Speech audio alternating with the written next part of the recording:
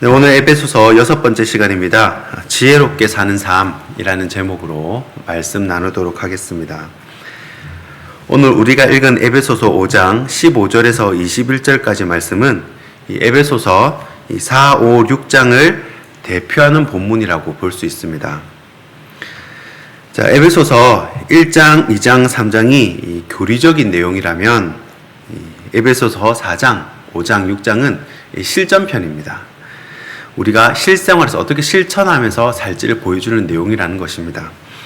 자, 부르심에 합당한 신자의 삶이 어떠해야 함을 구체적으로 말해주고 있습니다.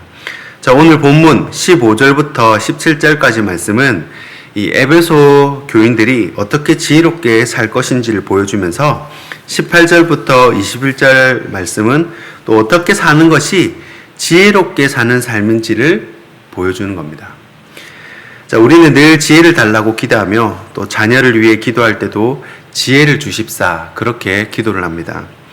그래서 오늘 말씀을 통해서 지혜롭게 사는 삶은 무엇을 말하는 것인지 한번 살펴보도록 하겠습니다. 지혜롭게 사는 삶 첫 번째는 주의 뜻을 구하는 삶입니다.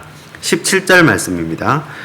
그러므로 어리석은 자가 되지 말고 오직 주의 뜻이 무엇인가 이해하라. 아멘. 자, 지혜롭게 사는 삶은 바로 주님의 뜻을 구하는 삶입니다.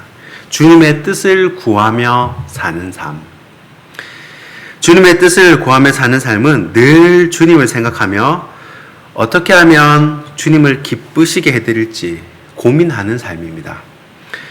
사랑에 빠진 청춘 남녀를 보면 하루 종일 연인을 생각합니다. 무엇을 해줄까? 또 어떻게 하면 기쁘게 해줄 수 있을까 고민을 합니다.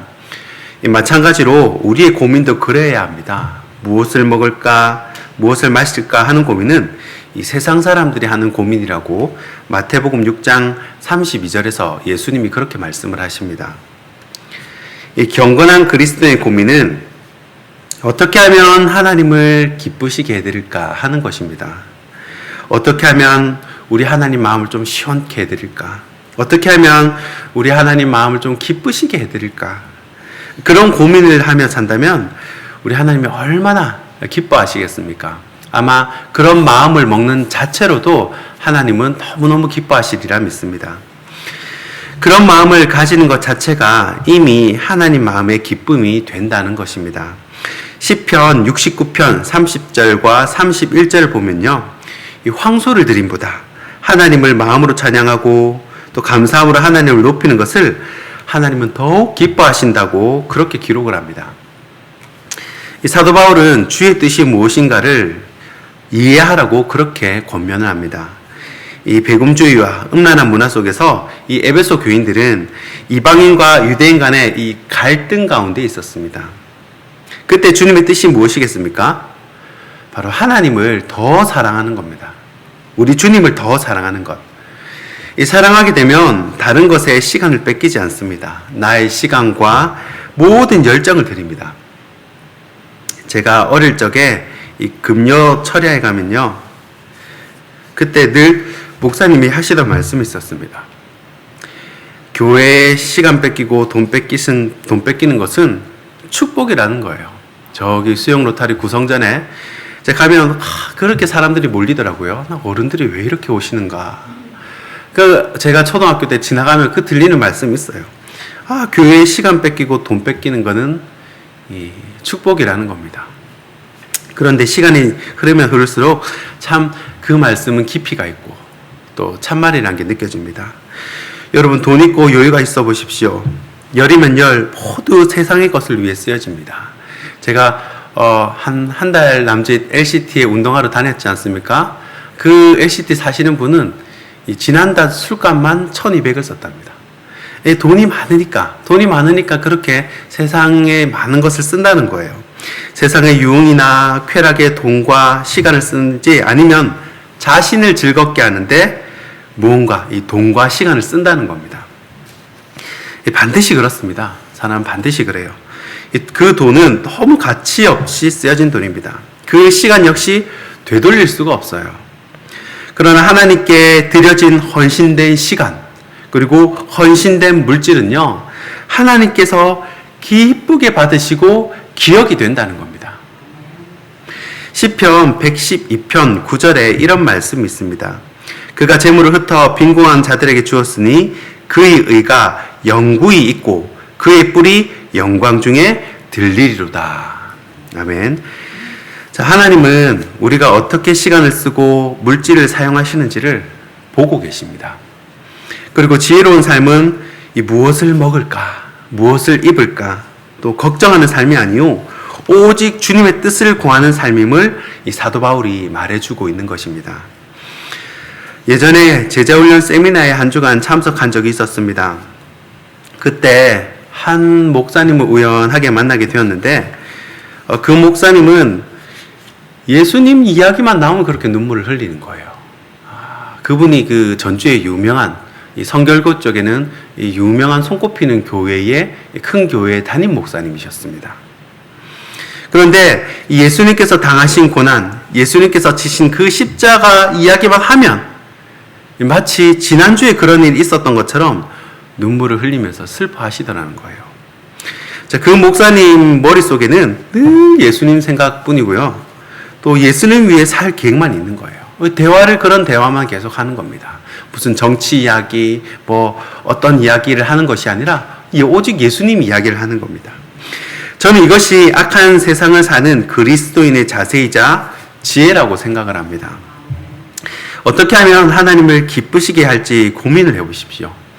이제껏 내 마음대로 살아봤으니까, 이제껏 내 고민대로, 내 고집대로 살아보았으니까, 이제는 남은 생애라도 하나님 뜻대로 살려고 다짐을 하고 하나님의 마음을 기쁘시게 할 그런 고민을 한번 해보시기 바랍니다. 그런 고민을 하는 순간 하나님은 너무너무 기뻐하시고 즐거워하실 줄 믿습니다. 이것이 세월을 아끼는 지혜로운 삶인 줄 믿습니다. 지혜롭게 사는 삶 두 번째는 성령으로 충만한 삶입니다. 오늘 본문 18절 말씀입니다. 술 취하지 말라 이는 방탕한 것이니 오직 성령으로 충만함을 받으라. 아멘. 자, 18절 말씀을 보면 술 취하지 말라 그러죠. 이거는 방탕한 것이니까 무엇에 성령을 충만하게 받으라. 성령으로 충만함을 받으라 그러죠. 자, 사도 바울은 술 취하는 것을 단순히 알코올에 중독이 되어서 찌든 삶 그것뿐만 아니라 이 방탕한 삶 전체로 보았습니다. 오늘 본문은 성령 충만한 삶의 그 결과들을 보여줍니다. 자, 성령으로 충만한 삶의 특징은요, 세 가지로 보여지는데, 찬송, 감사, 복종입니다. 성령으로 충만한 삶의 특징 세 가지가 뭐예요?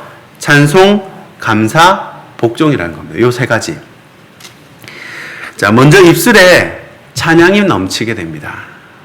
19절 말씀에 마음으로 주께 노래하며 찬송하며 라고 기록을 합니다. 자, 주님으로 가득할 때 우리는 성령으로 충만한 삶을 살게 되고 이것이 곧 지혜로운 삶이라는 겁니다. 자, 내 지혜로 사는 것이 아니라 바로 성령님의 지혜로 살기 때문에 그렇습니다. 우리가 예배 시작하기 전에 내 맘에 주여 소망 되소서라는 찬송가를 불렀습니다. 찬송가 484장. 여러분 나중에 핸드폰 이렇게 검색을 해가지고 유튜브에 한번 들어보십시오. 무엇이 지혜로운 삶인지, 무엇이 성령으로 충만한 삶인지 이 구절구절 이 가사에 담겨져 있습니다. 여러분 이 찬송가는 옛날의 이 선배들, 그 고생스럽고 힘든 시절에 살던 그 믿음의 선배들의 그 깊이 있는 이 가사의 내용들이 담겨 있습니다. 이 눈물 없이는 부를 수 없는 그 깊이 있는 내용. 이 가사를 한번 생각을 해보십시오. 내 맘에 주여 소망 되소서. 주 없이 모든 일 헛되어라. 밤이나 낮이나 주님 생각. 잘 때나 깰 때나 함께 하소서.